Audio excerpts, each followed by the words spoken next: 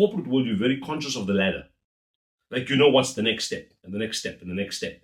And you also get very conscious of the politics. You know who you need to get better. You know who you need to be better than to climb the next rung of the ladder. You even get to know the politics of who to push down in order for you to get space on the ladder. I see that in the corporate world sometimes.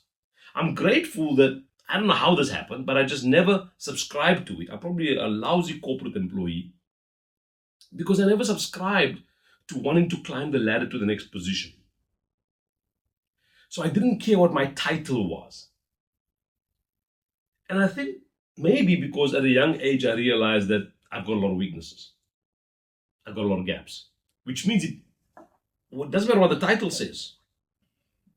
We're human beings. So I find that if you're deliberately climbing the ladder, your motivation changes. Your motives change.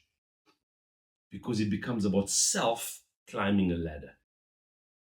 And often that means it's at the expense of others.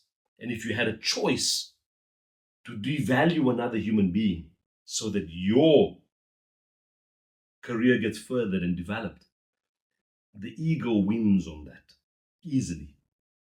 But if you're a person that wants to add value to the cause, then even if another person is going to climb the ladder before you, if it's the right thing for the cause, you will support the cause. Something I try to teach or try to live myself, which I don't know until I'm being tested. Here's the thing about personal excellence. You don't know you're growing until you're tested. We think we're growing. How do you know? Growing is not just reading books. Growing is not just listening to podcasts. Those are information sources.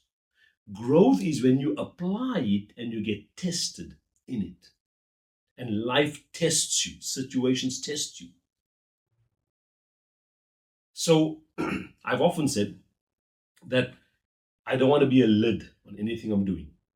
We all are lids at some point. But we're going to lift the lid, meaning if you're growing, constantly growing, you won't worry about someone below you growing as well. It won't threaten you. If you're climbing the ladder, then someone who's under you, who's growing fast, will threaten you because they're about to pass you by on the ladder.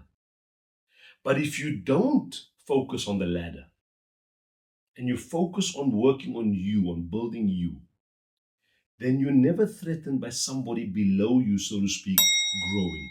Why? Because even if they replace you, you know in your heart, your personal sense of security knows there'll be something bigger for you.